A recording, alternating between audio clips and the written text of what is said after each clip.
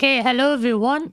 If you're looking to master the brand new 707 for Microsoft Flight Simulator 2024, you're in the right place. Today, I'm showing you how to get this aircraft from cold and dark to airborne fast using documented real-world operating procedures. We're going to handle all three roles today, the captain, the flight engineer, and first officer, completely solo, taking no assistance whatsoever. So if that sounds good to you, get the popcorn out and let's get started.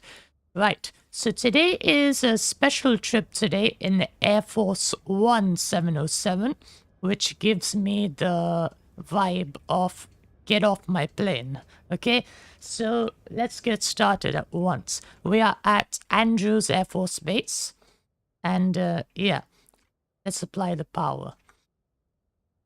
How's everyone doing in the chat? Let me know. And yeah, the Invincible album is very underrated. Which songs do you like from that? Let me know in the chat. Right, so a couple of things we need to check out before applying the external power is we want to ensure the alternate flap is guarded, okay? And a couple of other things as well. Anti-icing, so on, is off.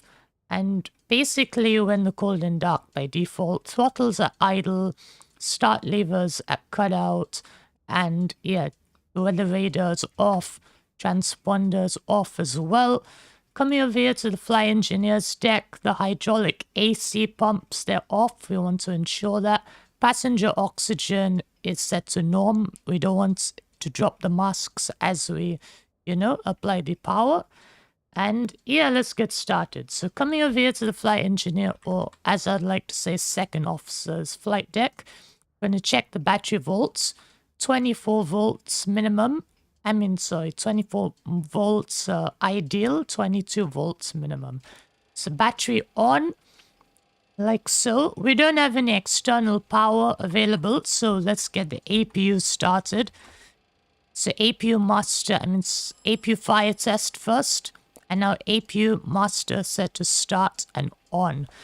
It does feel a little bit illegal to use the APU, but this on this 707-320C, the APU was a retrofitted option and a very strange place indeed to keep it, right at the knee of the second officer.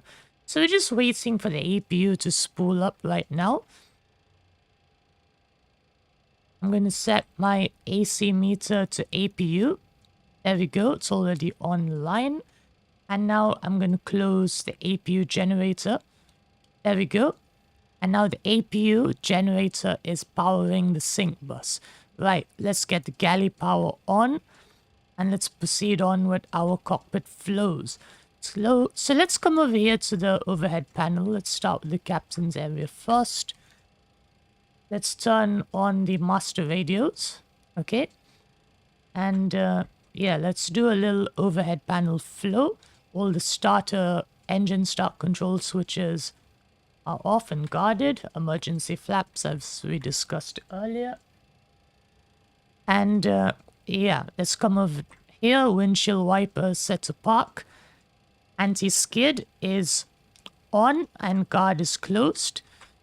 The hydraulic shutoff valves for the spoilers and rudder are set to on and guarded. There's really no need for you to actually shut these off yourself. There's no procedures, as far as I'm aware, that mandate that. Anti-icing is off, nacelle anti-icing. Coming over here, let's put the navigation lights on. And yeah, we can test the CVR as well, but doesn't seem to be working. Basically, press and hold the test button, wait for the needle to go within green range. Okay. Flight recorder, let's turn that on. Emergency lights, let's turn the no smoking, fasten seatbelt signs on. The yaw damper, I'm going to turn it on now. Notice the green engage light is not illuminated. You do need hydraulic power. And in some manuals, this is kind of a before taxi checklist. So I'm just going to turn it on now for safekeeping. Coming over here, Temperature probe heat is off for in-flight use only. Window heats, we're going to set them to low, then to off and to high, and check the overheat lights do not illuminate. And I'm going to turn them off. Similarly, on the 737, you need to turn these on about 10 minutes prior to takeoff. I'm just going to check the probe heats. We turn the captain and first officer auxiliary on, and just going to cycle through the amperage and turn them off. Okay, a couple of comments in the chat. Yes, we got a Michael Jackson fan in the chat. Hello, Airliners X. How are you doing? Yeah, the Invincible album is great. I think Break of Dawn is quite nice as well.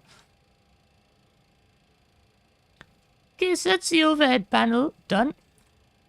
I'm going to use the INS today. Last time I just did normal VOR to VOR navigation. So I'm going to turn it to standby. Allows for a quick warm-up of the gyros. I'm going to go to waypoint 0, present position. And I'm going to verify with the SimBrief flight plan that I have what is our present position. The add-on already has some coordinates, north 3848.5 and west 0765. Yeah, it's in agreement, so I'm happy with that, and I'm going to set it to align. And we can go to the waypoint selection, go to waypoint number 1, and we can start entering in our coordinates. Hello, the Earthman, how are you doing? Hope everything's going well with you. Okay, so just a few coordinates to enter in. And we can also check the status. As you can see, it's counting down. When the 7 goes to 5, it's ready for nav. So, yeah. Okay, first waypoint, we're going directly to A-guard. So, north 39026. 39026, insert. West 076042. 076042, insert. Yep, and always have to press the insert after each selection. Okay, waypoint number 2 is called Speak, which is north 39035. 39035, insert. And west 075448. Okay, another thing actually, since you have the APU going, is why not get the APU air on as well and provide the passengers some air conditioning. There we go. So let's come back to the INS and enter in our third waypoint. Waypoint number 3 is called Donnell, which is north 39046. 39046, insert. And west 075183. 075183, insert. Always say the insert. I mean, it helps me at least, because you can just easily overwrite your coordinates, you know. The last waypoint as we go to JFK is north 40010. North 40010, insert. And west 073517. 073517, insert.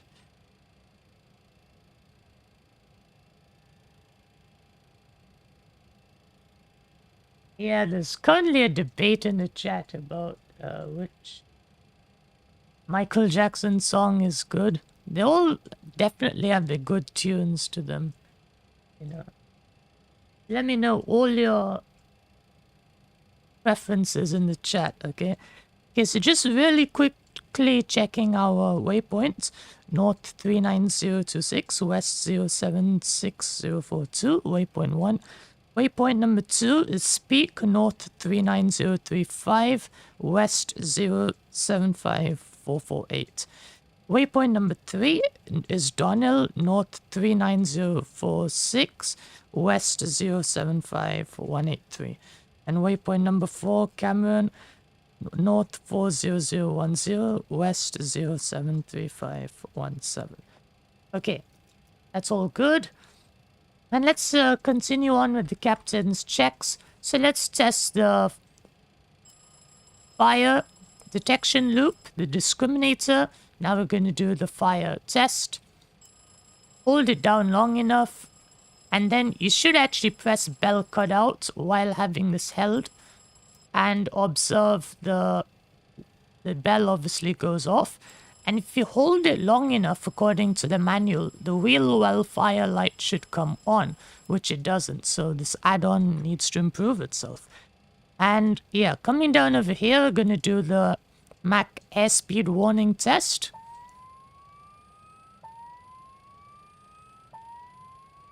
Successful. Let's do the GPWS test. And the below glide slope indication should come on automatically, which it did, so that's a good test. The ADI at the moment, you can't test it for some reason. And yeah, nav rad INS switch, I'm just going to keep to radio while we wait for the alignment. We're still on accuracy 7, not come down yet. Mach trimmer is tested and on. The marker beacons, normally you just press them. And yeah, gear lights 3 green, that's good. The oil pressure light should be on. Flaps in agreement with the outside. Coming over here, first officer's instruments looking okay. And yeah, that is the main panel. Let's do a bit of trim checks. I'm just going to move the trim slightly. Notice the stab trim light illuminates. It illuminates at any time when the electric trim is running. And let's do the takeoff warning test as well. Basically, it's connected to throttle number 3. You see all the other throttles, they have no effect actually on anything. It's actually the third throttle that activates the takeoff warning and the stick shaker, by the way. Right, weather radar I'm going to set to standby, and transponder I'm going to set to standby as well. Hey, yeah, it does sound a bit like a bicycle bell. And we're coming over here. We'll go through the autopilot and flight director system later. And let's move on to the flight engineer's checks, okay? So, I wonder why this INS is taking quite a long time to align. Initially, when I had a test run, it seemed to be working fine. It aligned much quicker, actually. Anyway. So let's come over here, flight engineer station, checking all the transformer rectifiers. They should be within the range of 24.6 to 27.8 volts. And just set it to essential transformer rectifier. CSD, low pressure lights, they should be on. Bus type breaker light should be out. Generator breaker light should be on. And yeah, let's do the fuel check real quick. Yeah, don't stop till you get enough. So the fuel system check, we're just going to check the tank valves very quickly. So on and off. And check the in-transit light. Similarly, we're going to check our crossfeed valve in-transit lights, like so. And we're going to do our boost pump check. Okay, so forward boost pumps on. If we had fuel in the center tank, it's on the left-hand side boost pump on. Notice the after boost pump lights remain off, which verifies the integrity of the one-way Y-check valves that prevents reverse fuel through an inoperative pump and back into the tank. If any of the after boost pump lights were to go out, that would mean one of the Y-check valves has failed. Similarly, after boost pump check, the forward boost pump low pressure lights remain on, so that's a good check of the one-way check valves. Right, cross feeds, they should be shut when tank to engine configuration today. and I'm going to keep one crossfeed manifold open to pressurize it. Fuel quantity gauge test is successful. Fuel heaters, basically what you need to do is you need to open all four and turn them on for 5 seconds and off, okay? This frees up any valves that are stuck in transit. So on 5 seconds, off, and close it. On 5 seconds and off. Similarly, on 5 seconds and turn it off, and the last one as well. So that's the fuel heaters done. Fuel temperature, I'm just going to select through all values. Notice no real spikes.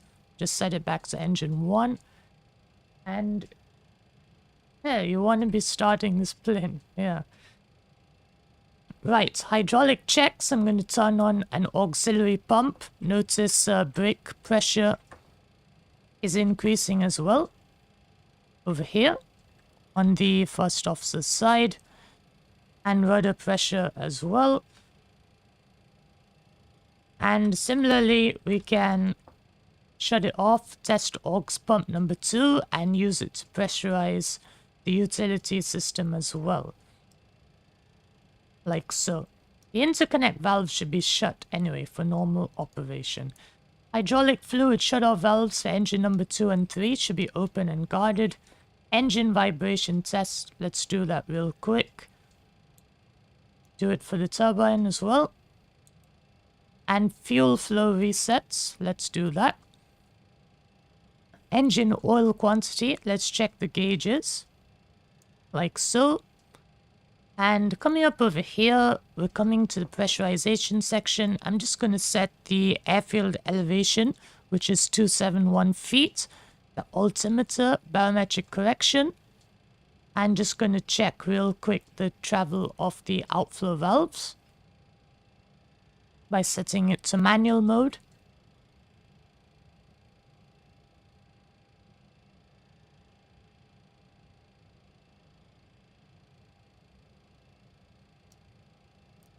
Just reading Airliner X's comment in the chat. That is, you made my day actually. That is quite hilarious. Yeah, I know. I'm sure you must have done it, that's for sure. Okay, cabin temperature control. Just going to set all these to the auto selection. This is the configuration you need for your air conditioning and pressurization. The turbo compressors should be off, engine bleed should be off, and wing isolation valves should be open. That's how you get your APU air to your engine starters. Ram air is closed, and we're going to set this to temperature control and not play around with any of this stuff. And the gas per fan, going to turn that on. And the dump chute is, the fuel dump system is here in this hidden section. The dump chute is retracted and the tank valves are all shut. Okay, we're quite happy with the flow right now. And yeah, we're ready for engine start actually. So let's get going. We can do an autopilot check real quick. I'm going to pressurize an auxiliary pump for this check. And I'm going to engage the autopilot. I'm going to go heading select. And I'm going to notice the travel of the yoke. As I move it to the left, there we go. And yeah, I'm quite happy with this autopilot check. So autopilot disengaged, and yeah, let's get going. So the INS is somehow it's not aligned yet. So we're gonna have to diagnose this. I think when it started, I saw the battery light illuminate, so could be something.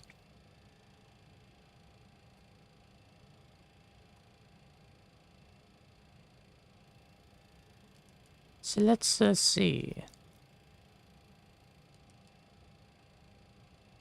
Tell you what, let's just turn it off and start the alignment again, in case something went wrong. So gonna set it to standby, verify the present position. And yeah, I'm happy with that. Oh yes, sorry.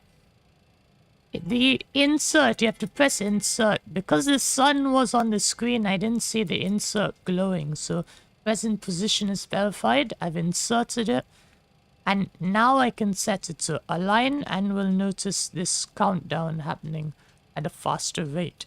So that does mean I need to enter in my coordinates again. So let's do that real quick. North 39026. 39026, insert. West 076042, insert. Waypoint number 2 is peak, north 39035, 39035, insert. West 075448, insert. Waypoint number 3, north 39046, insert. West 075183, insert. And waypoint number 4 is north 40010, insert. And west 073517, insert. Okay, that's all the coordinates. And just checking the status, there we go. The alignment is happening much faster now. We're already on accuracy 6. And very soon the ready nav light should come on. Let's familiarize ourselves with the takeoff briefing. So coming over here to the EFB, gonna go to the data card selection, takeoff, just sync the data. Okay, so we have a stab trim of 0.5, flaps 14, the first increment. And we're gonna set the bugs like so. Set trim. So V1 of 120, that's the first bug. Rotate 124, V2 of 142. And yeah, there we go. The ready nav light is on. And the loading is checked. Nav mode mix. Right, and I'm just going to select my INS to ground speed because during taxi I like to monitor that. I'm going to set my RAD INS switches to INS on both sides for the HSI. And that's it. Let's get started. Okay, so beacon light on and we're getting ready for the push. So call for the pushback tug. And let's start the engines.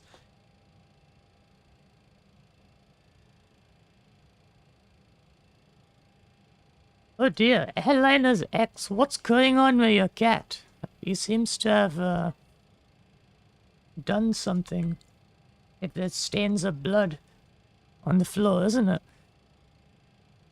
Okay, so ready for pushback. So before pushback checks, I'm just going to turn on all boost pumps very quickly. There we go. Hydraulics, AC driven are on. Galley power, we're going to turn that off. And air conditioning, we're going to shut that off.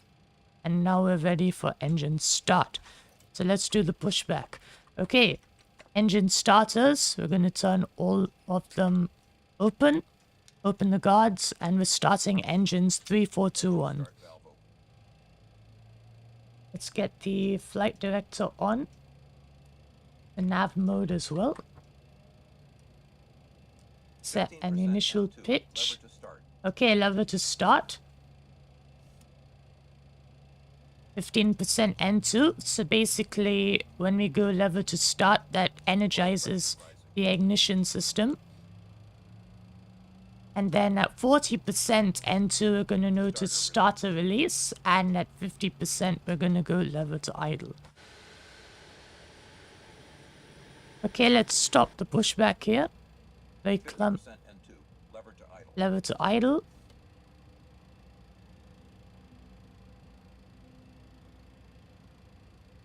He definitely is a smooth criminal. Okay, let's start engine number 4 now. Engine start valve open.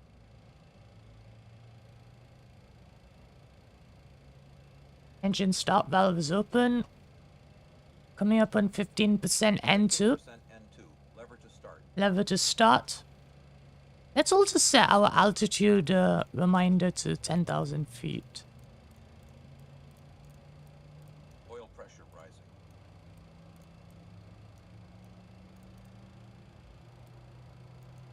Starter release. Starter release. Just waiting for 50%.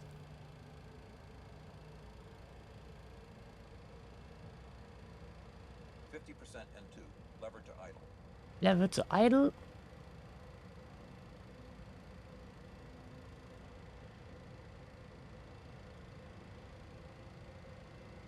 Okay, let's start engine number 2. What a strange pushback. It's put me into some other aircraft over here. Nice. 15% N2. Lever to start. Lever to start.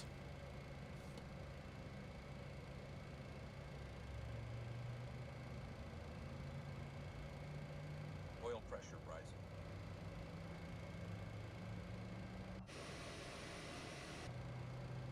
Starter release.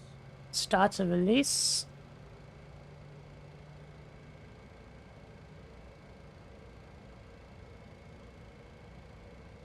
N2.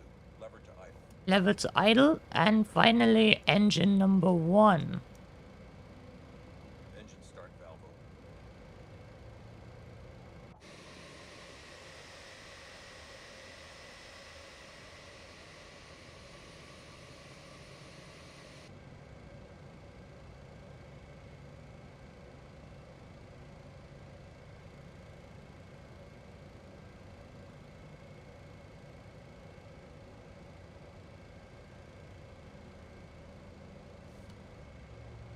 Oil pressure rising. Okay, let's get the window heats on to low. Release. Starter release. Okay, let's get flaps out.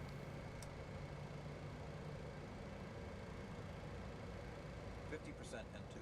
Lever to idle. Lever to idle.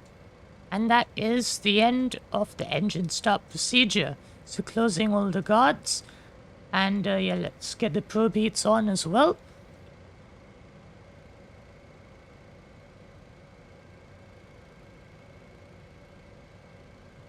Okay, let's stop the pushback over here. So now we've got our engine started. There's a couple of things we need to do now. So let's check our turbo compressors. So I'm going to start each one. Wait 10 seconds. Start the second one. Wait 10 seconds. As per United operations, that is. And start the third one. And now I'm going to stop all 3. We've checked them. And I'm going to check each engine bleed valve separately. And engine bleed valves are closed. Let's get the air conditioning back on. Right, so we need to do the synchronization now of the generators. That often is the most complicated part because this aircraft doesn't have auto parallel. It has manual paralleling. Okay, so let's start. Couple of questions in the chat. This is one of the original Air Force Ones. There was a 707. I mean, the military version of the 707. And then they moved on to that 747. And now I think they've got a new 747, if I'm not mistaken. Okay, so let's go to Gen 4. Adjust the frequency. In the real aircraft, you would just close Gen 4 first and then adjust the frequency because there's nothing to pair it to. It's the master generator. Okay, so let's wait for 115 volts, 400 hertz, and the flashing should be really slow. There we go. Close the breaker. I'm going to set the essential power to Gen 3. It takes it upstream of the Gen breaker, so you don't have to close these and then set essential power. Okay, Gen 3. adjusting the frequency. For the auto-paralleling to work, it needs to be flashing at least at 1 hertz. Generally, that is acceptable, and then you can close it. But on the inibuilds one, you have to wait for it to be totally out. So, okay, so this happens. Trip the generator breaker, close the bus tie breaker, start again. It didn't synchronize, which is annoying. So, just got to tune this really fine. This is the irritating part with the add-on. Yeah, they've got a new 747-8, which I think came from Qatar. They didn't want it for some reason.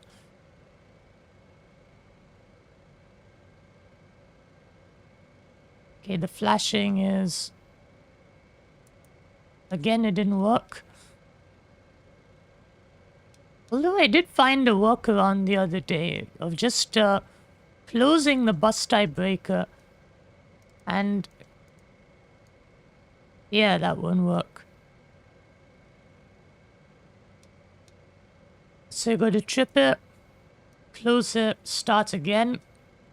This is the thing. I hope that when the other 707 for X-Plane comes out, the auto-paralleling, it works.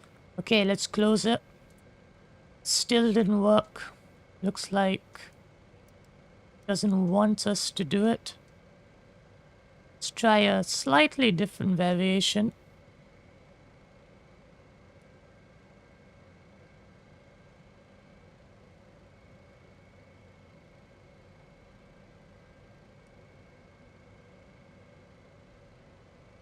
It's flashing faster now, so I'm going too far away.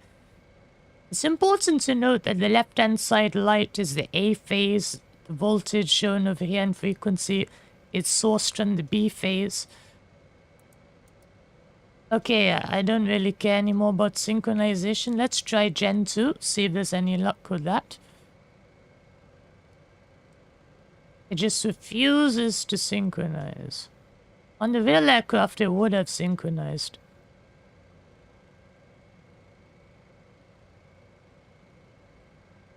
Okay, let's try it again.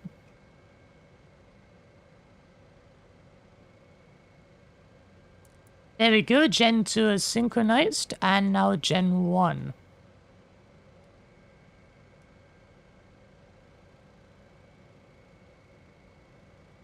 Yeah, the Nimbus 707. That's the one.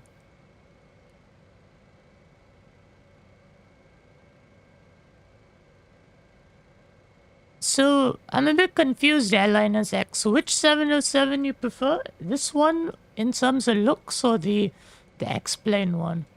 I'm a bit confused. Okay, so just waiting for the flashing to go real slow.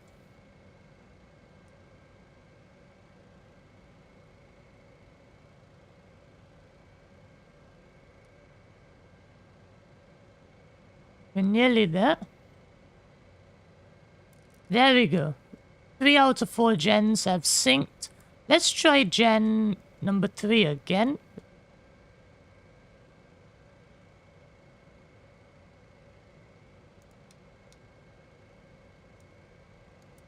Okay, gen 3, we're just gonna have to leave gen 3. Okay, so we've done the electrics as best as we could. Galley power, I've turned back on. Fuel is checked, everything's okay. Hydraulics are checked, interconnect valve is shut. And yeah, air conditioning is on. Let's start 1 turbo compressor as per the manual. Okay, let's get going. So brakes release. Let's get the taxi and wing lights on. And let's start the taxi.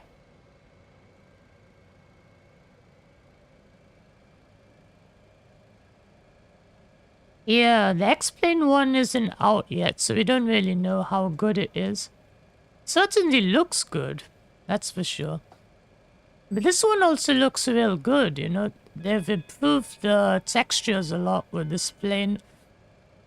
So just monitoring the ground speed via the INS, we're currently at 8 knots. Let's get the taxi and wing lights already on. The pro beats are on as well.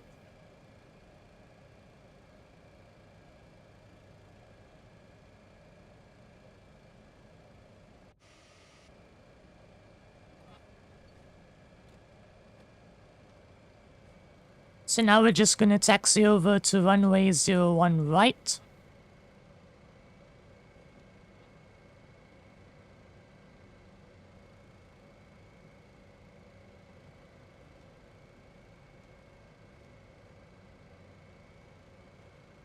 As far as I know, Nimbus simulations have been doing airport scenery as well. Okay, I need to shut down the APU. This is the thing because I'm kind of used to 707s with external power. So APU bleed valve off and APU master off. Okay, let's do a flight control check.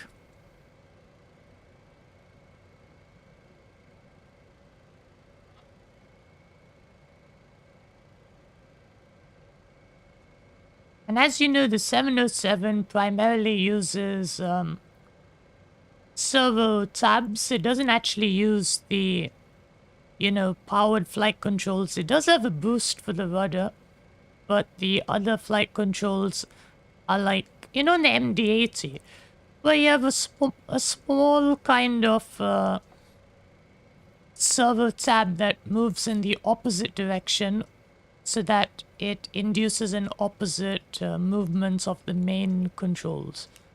So that's how it works with that one.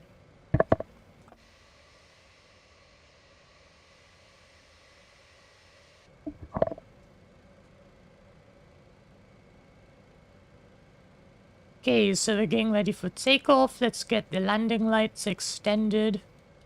Let's call for the cabin crew, let them know. And yeah, before takeoff checks, we need to ensure that all 4 ignitions are set to flight start. This is continuous ignition.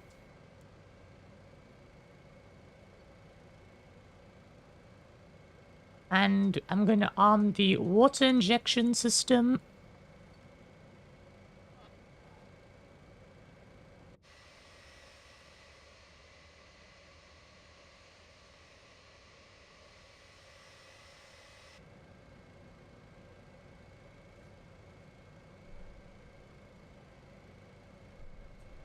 Yes, you're right. Airliners X, that is a stellar observation. The Illusion IL-62 does not have the powered flight controls.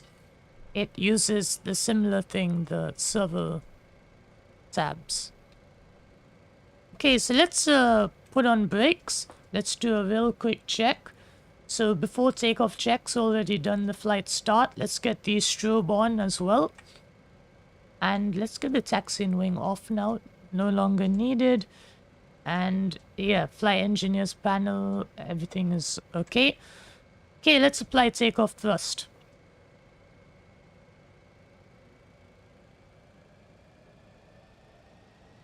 Okay, stable. Takeoff thrust. Brakes release.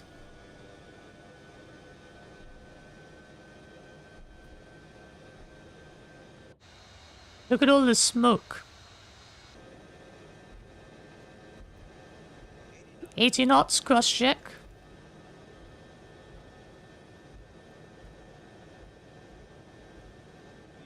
V1. Rotate.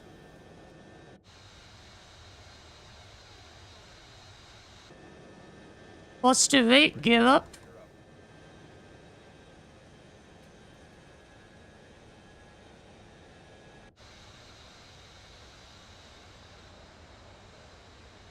Look at all that smoke from the water injection system.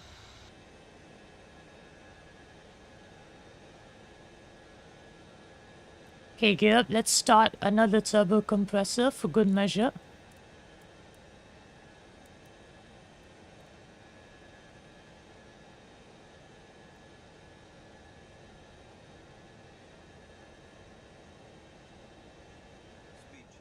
Okay, let's go climb thrust. And let's shut off the water injection system. Okay, let's go flaps up.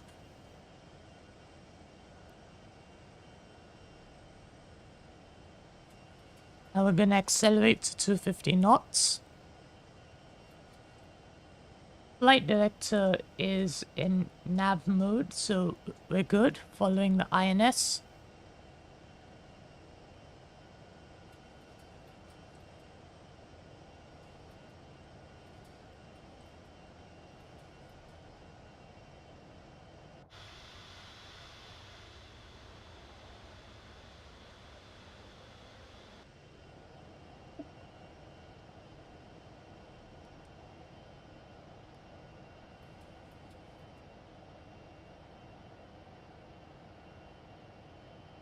Okay, after takeoff checks, landing gear up, lights off neutral. I'm just gonna get the autopilot on so that I can focus on my flows. And ignition, we're gonna select off.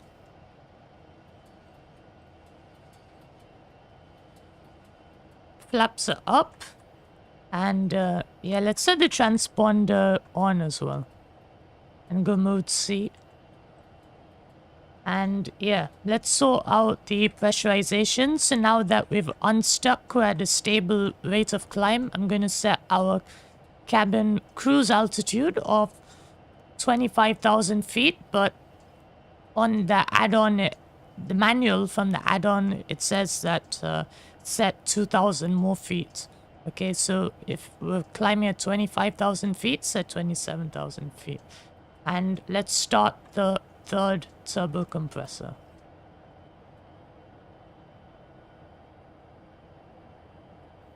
There we go. Let's set the autopilot to nav mode. Follow the INS.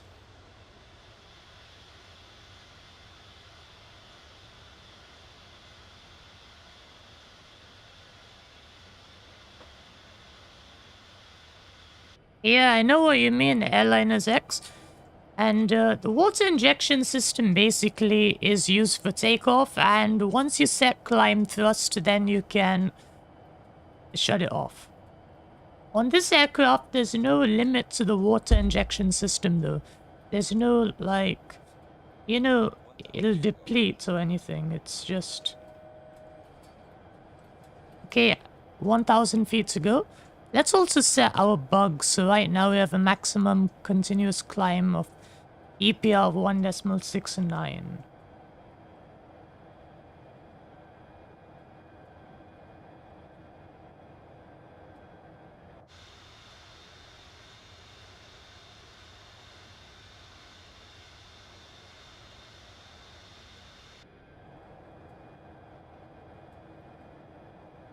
Okay, let's set our maximum altitude over here for the altitude reminder system. I set the altitude alert to 10,000 feet intentionally so that we'll level off and pick up our speed. And now I'm going to disconnect that and continue the climb.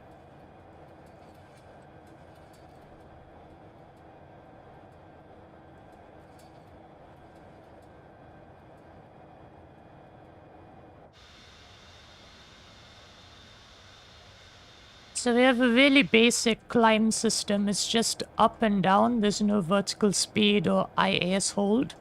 So you do need to adjust this.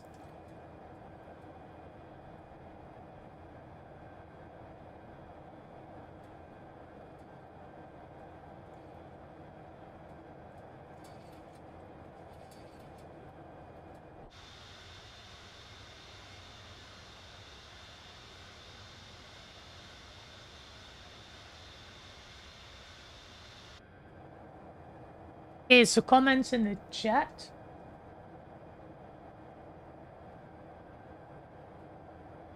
Hey, yeah, I do see what you mean. But the thing is, on the Boeing 707, the fire extinguishers are here. Okay, so they're nowhere near the vertical speed. So unless you're referring to the 737 or Even the 737, they're totally mismatched. The positions, right?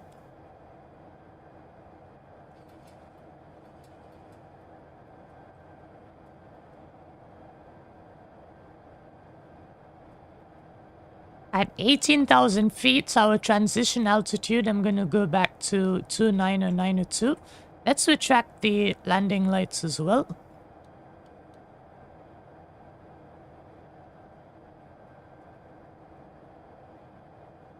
Let's get the temperature probe heat on as well.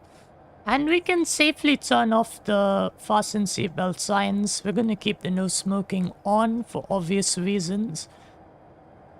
And yeah, come over here to the flight engineers section. There's not too much we have to do anymore.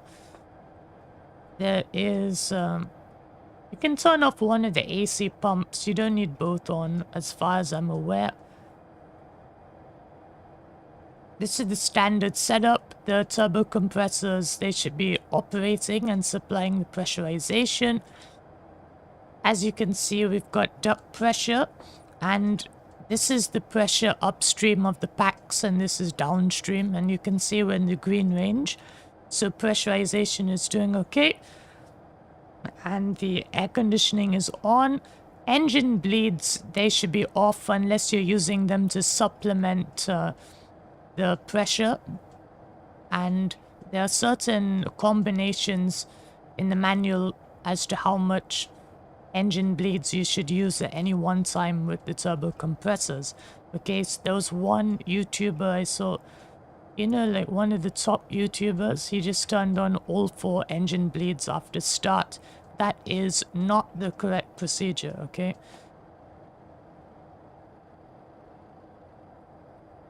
Airspeed is eroding a little bit, so let's reduce our rate of climb.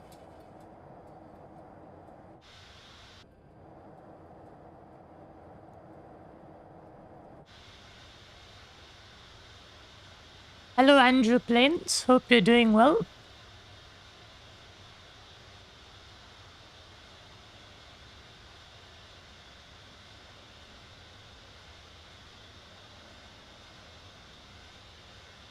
Okay, Airliners X, I totally understand. Have a good night's rest.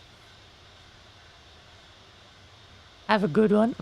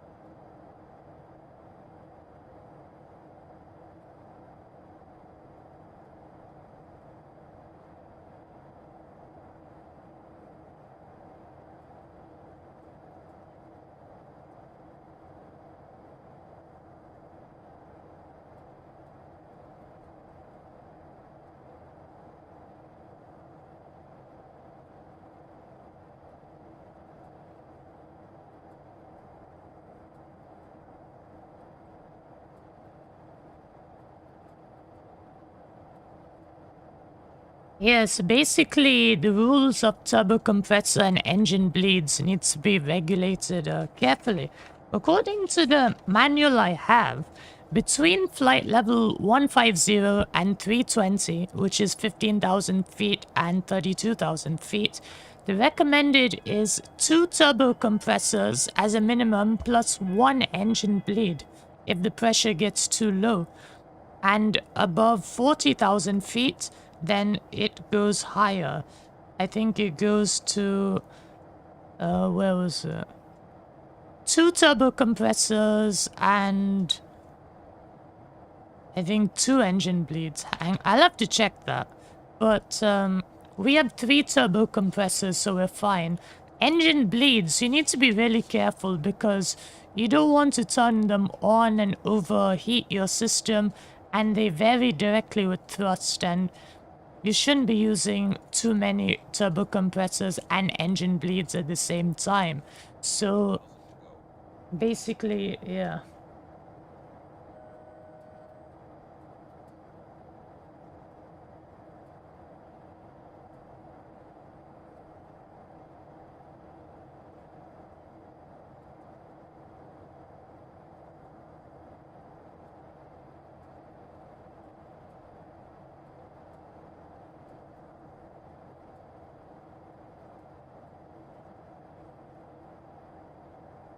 Okay, 1000 to go, and altitude hold is on, and we're now leveling off at 25,000 feet. I'm going to set the flight director mode as well to altitude hold.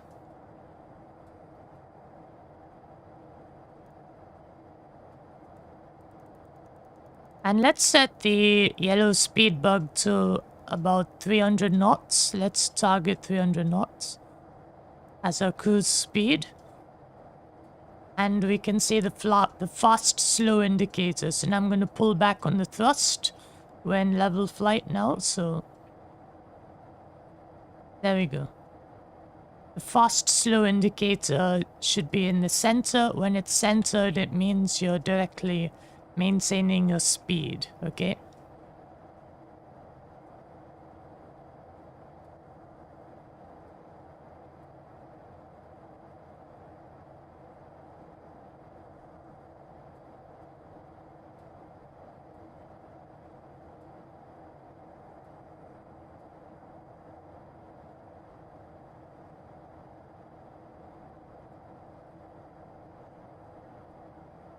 Okay, so we're maintaining perfect 300 knots, and we're cruising at 25,000 feet.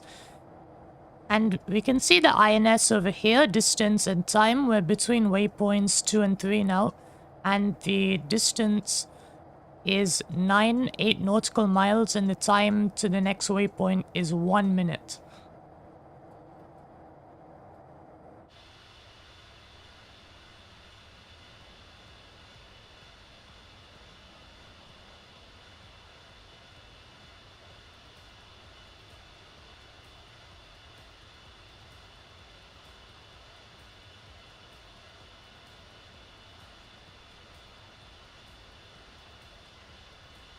There we go, we're making the turn to waypoint number 4 now, between 3 and 4.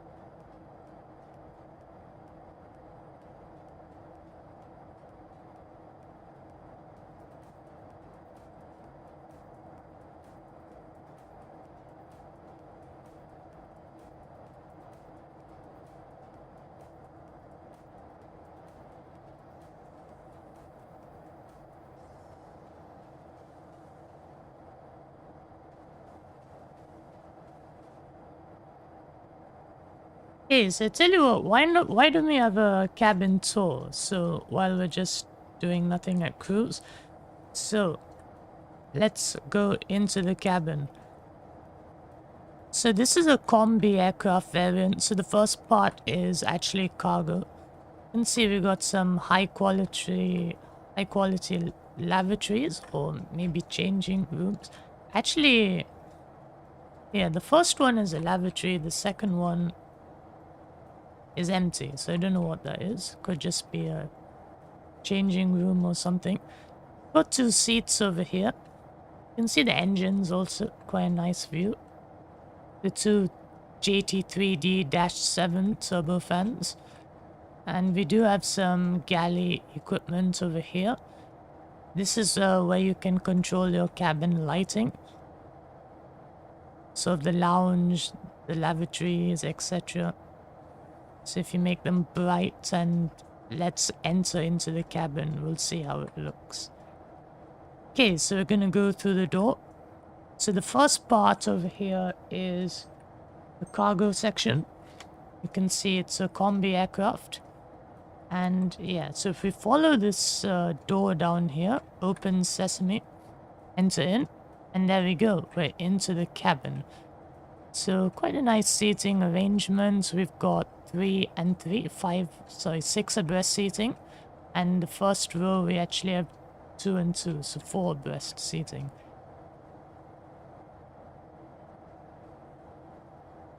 And we do have some over-wing window exits. Quite a nice view, actually, of the JT3D Pratt & Whitney. You can see over there some vortex generators are there on top of the wing. Those are generally used to keep the flow energized and attached to vortices.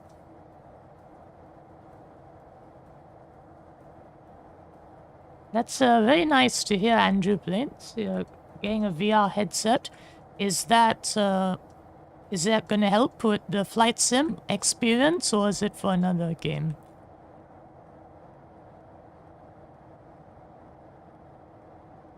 So there we go, US Air Force, you can see on the tail. I do think this add-on has a custom cabin. Yes, it does. It says US Air Force on the in front of us. And yeah, quite a nice interior overall. And this add-on is only like, what, 14 pounds, which is quite nice actually for the quality.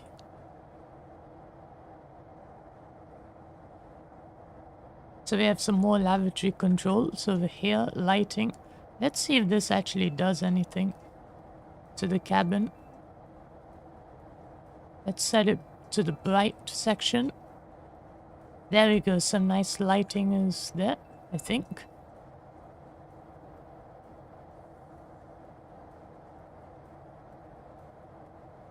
And there's some equipment to make food also, and yeah, more bathrooms over here at the back as well.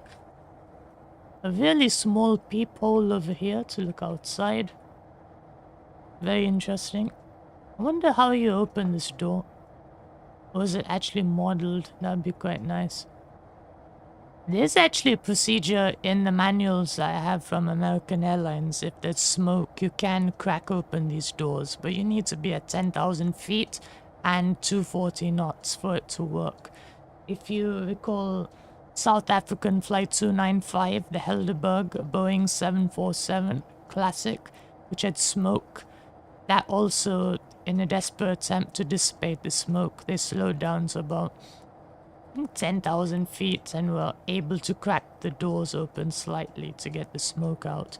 Unfortunately, in that case, it seems to have provided more oxygen to just fuel the fire, which was really unfortunate. As you can see, we're burning fuel, so we're getting lighter, so we're going slightly faster than our target speed. So you can just slightly bring down the thrust and, you know, ensure that you're meeting a speed. But I don't mind going faster than 300 knots. No problem for me.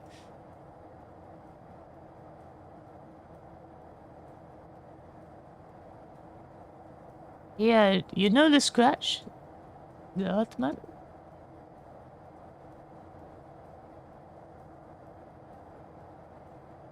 Yeah, I was asking about Air India, what you thought happened with that A320. It was going from Phuket to New Delhi, I think, and Airbus A320 aircraft, and suddenly it had a nose down, zero-G movement. So a lot of people were hurt. They were flung up to the ceiling, I think, and one woman actually broke her back just sitting on the seat itself. So I wonder what caused that. They said there was a stall warning which prompted the pilot to go nose down. That was one of the theories.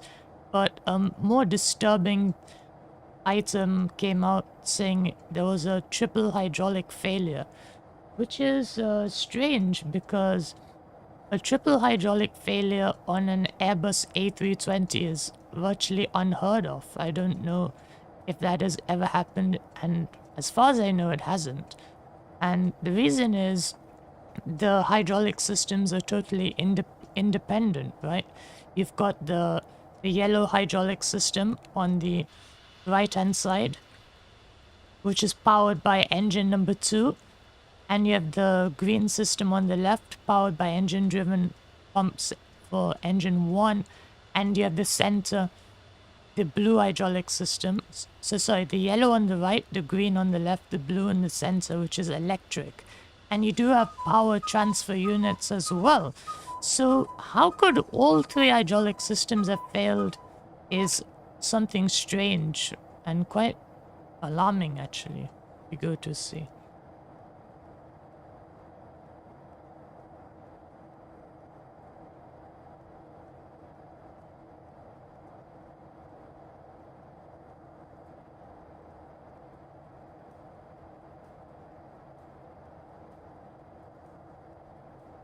Also, they said that the stall warning, I mean, you're telling me there wasn't a stall warning, maybe? So what could have initiated that sudden nose-down plunge is a mystery. And also, they did a drug test which returned a non-negative, which is, you know, has definitely alarmed people. Okay, so let's start descending. We're approaching quite fast, so let's set our altitude reminder down to 10,000 feet. And let's start pulling back on the throttles. We need to be careful with this because, you know, we need to ensure we have enough for pressurization as well. So I'm going to cancel the altitude hold and I'm going to go nose down. Let's start descending. If I go full idle, you'll hear the gear horn warning. So we don't want that. And yeah, let's get the fasten seatbelt signs back on. And at the top of descent, we can set our landing field elevation as well for the pressurization. So coming over to JFK, our landing elevation is just 12 feet, according to little nav map. So let's set that now.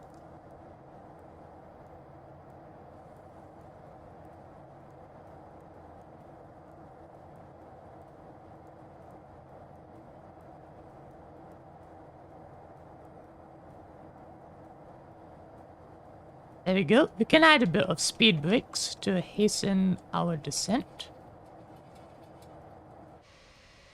The spoilers are hydraulically powered. They're controlled via these shut-off valves over here. So in theory, if I was to shut these off, it should cause the spoilers to be inoperative. So let's give that a go. There we go. And shutting them off removes the hydraulics to the spoilers and safely stows them as well. So that's an interesting thing. You know, you wouldn't really need to shut those off in real life at all.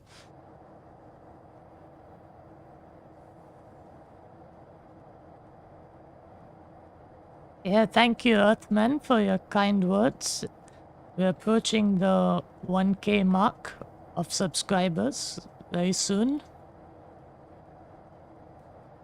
And yeah, it could be pilot error, but we have to see. They had done a test as well, which they said returned a non-negative.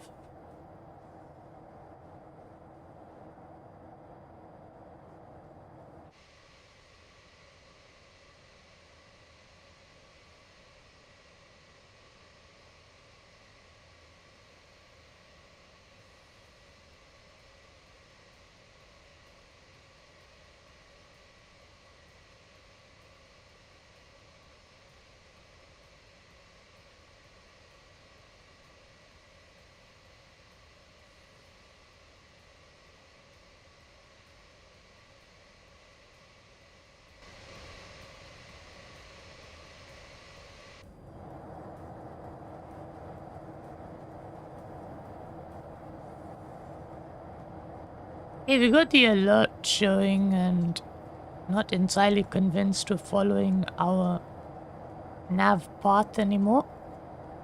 Let me just switch over to heading select and we'll see. Okay, so let's set our nav rad switches back to radio. And let's set our heading. So I'm just going to go to heading select mode now for the autopilot. And I'm going to set in 350. And you might wonder, how am I getting these vectors? I'm getting these vectors via a little nav map.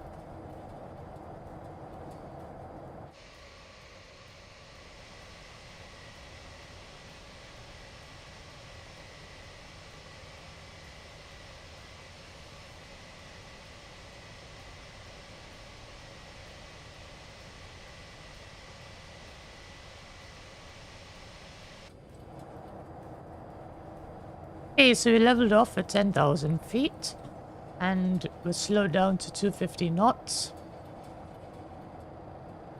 I'm going to retract the spoilers, add some thrust. And let's also set up the arrival. So we're arriving at JFK, runway 04 left, and the ILS frequency for that is 110.90. So I'm going to dial that in onto the nav radio. This is called the wedding cake selector, by the way, for obvious reasons. So 110.90. And the localizer heading is 43. So you can set that in for the course. There we go. 43. Some reason it doesn't want to do that. And let's set it on both sides. But an important thing to note is the autopilot only takes the VOR information from the captain's side. Okay? It doesn't take that. So if you're trying to do classic VOR to VOR navigation, you need to be tuning it on the captain's side, okay? Not the first officer side. You have no power on your end, okay? You need to be doing it on the left. Okay, we're going below 10,000 feet. Let's extend the landing lights now. And let's set our altitude reminder down to, let's say 3,000 feet to capture the glide slope.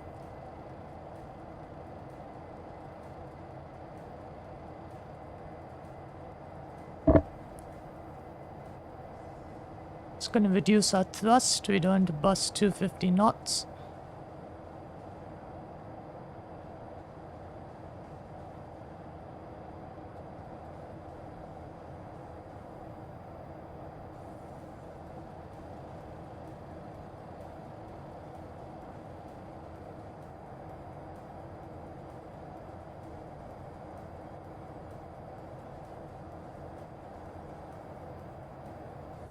Okay, so nicely approaching JFK. Nice views outside, that's for sure.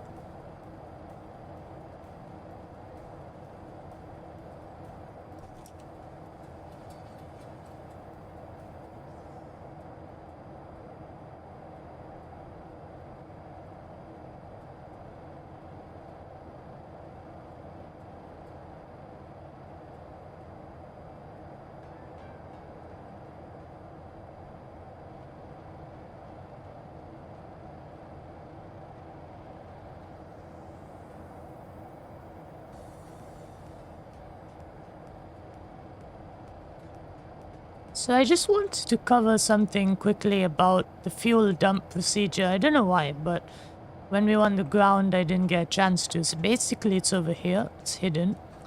And the way you would dump fuel on this aircraft is you need to be clean position. That means flaps up, 240 knots.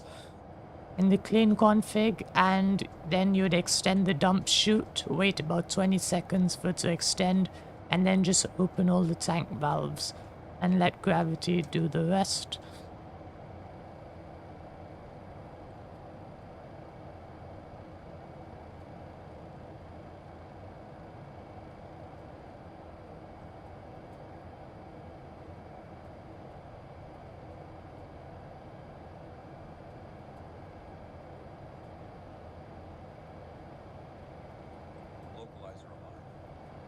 Okay, let's capture the localizer. View our lock.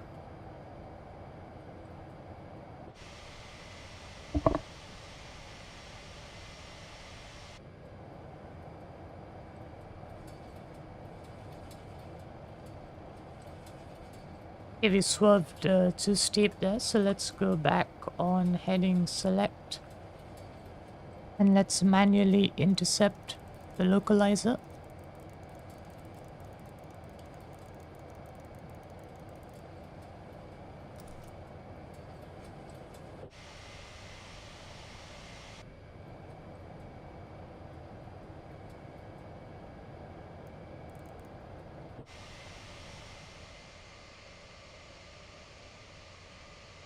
Okay, let's get ready for the landing. So, landing data. We're gonna set bugs.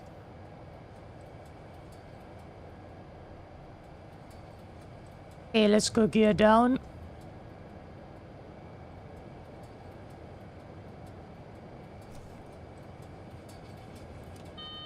Gear down, 3 green.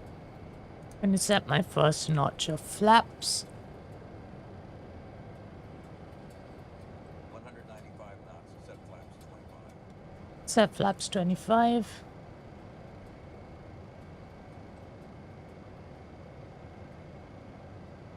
165 knots, set landing flaps.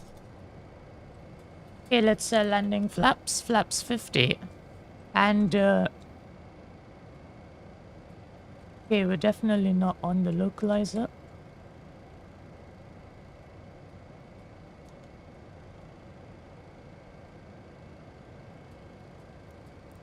Localizer alive.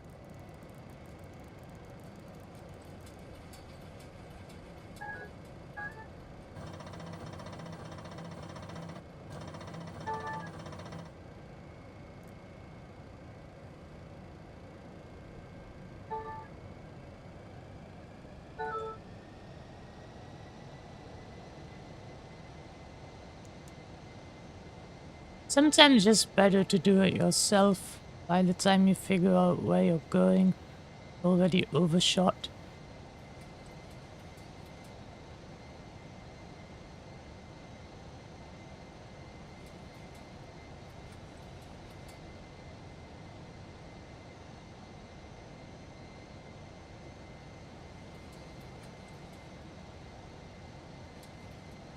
Just trimming ourselves as well. Okay, let's give another go. Review our lock.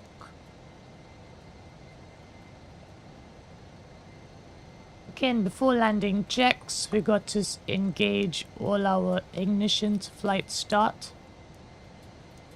Continuous ignition. Gonna let the cabin crew know as well. Getting ready for landing. Okay, there we are, nicely established. And yeah, we got to shut off 2 of our turbo compressors as well. And I'm gonna select landing on the pressurization selection.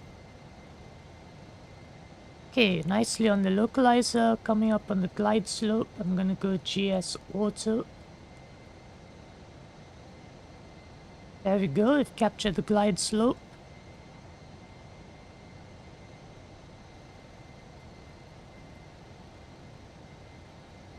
We're a little bit slow. Just gonna increase a bit of thrust.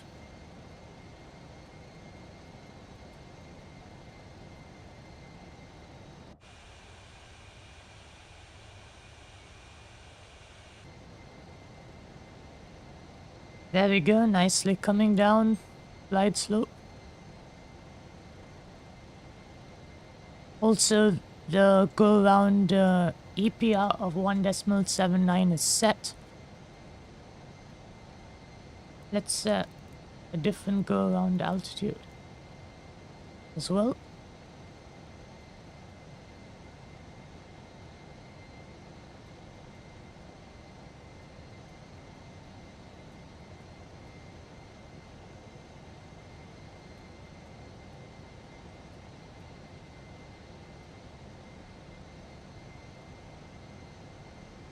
Checking our pressurization, it should be equal to that of airfield elevation.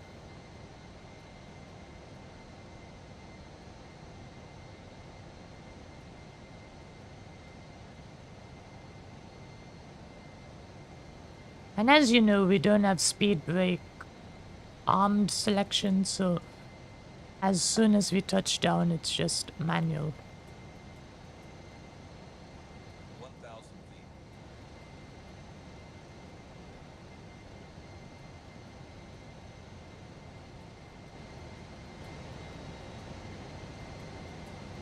1,000 feet. 1,000 feet. We had a call out, and yeah, thing looks good so far. Nice view, by the way.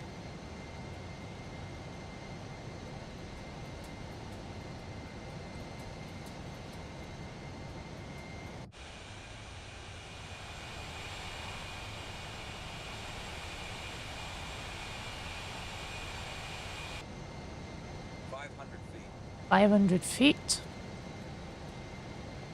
Gonna disconnect the autopilot now.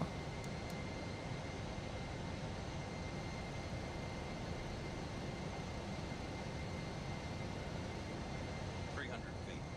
300 feet.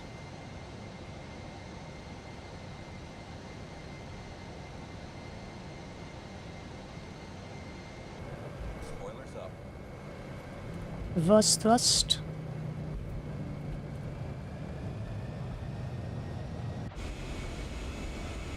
There we go, nicely on the center line.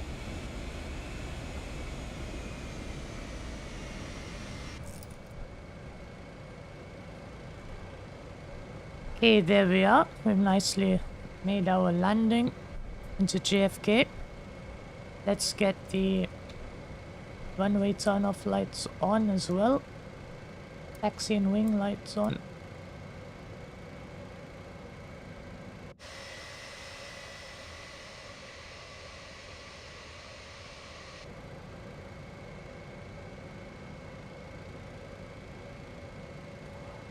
Okay, let's vacate the runway.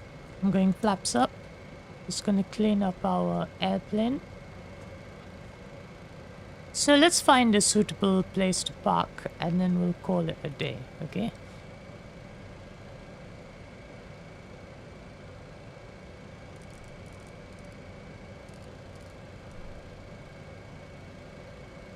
Let's get the transponder back to standby. Weather radar, gonna select off.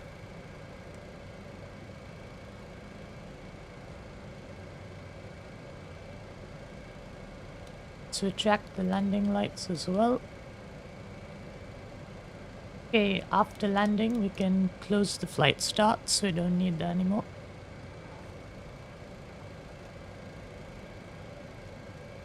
And we can also get the galley power off.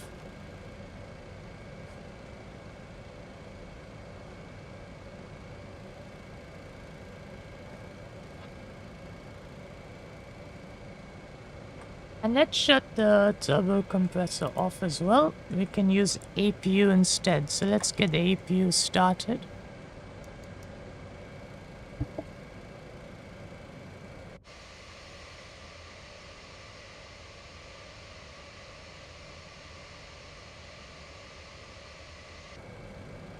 Yeah, it's quite a nice landing actually, if I dare say so myself.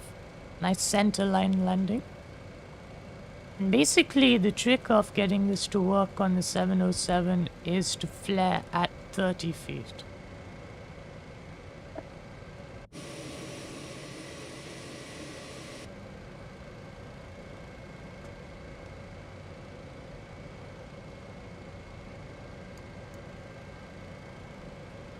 Let's get the yaw damper off.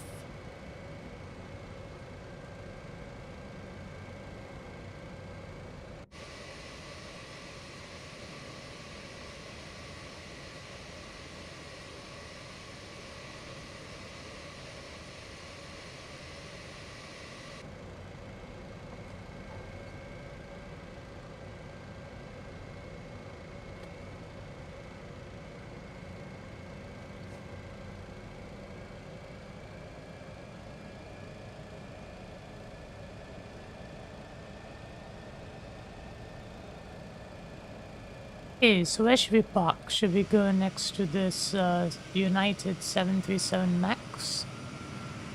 That seems like not a bad idea.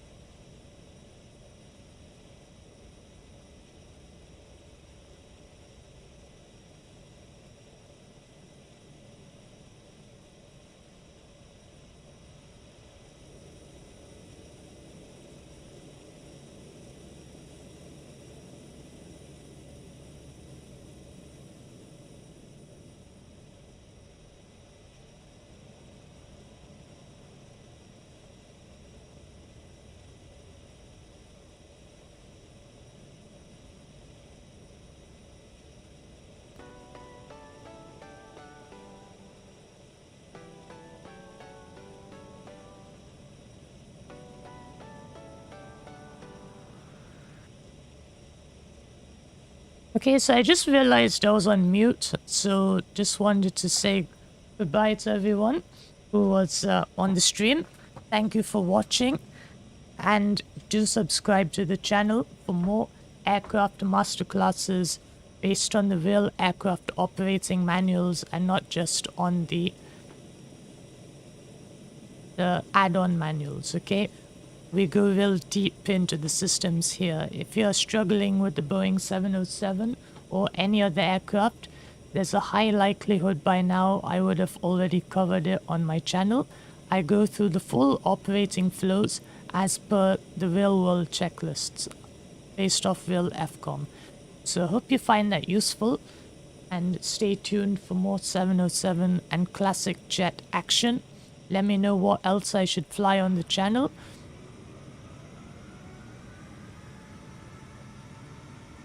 And enjoy the rest of your weekend, everyone. See you then.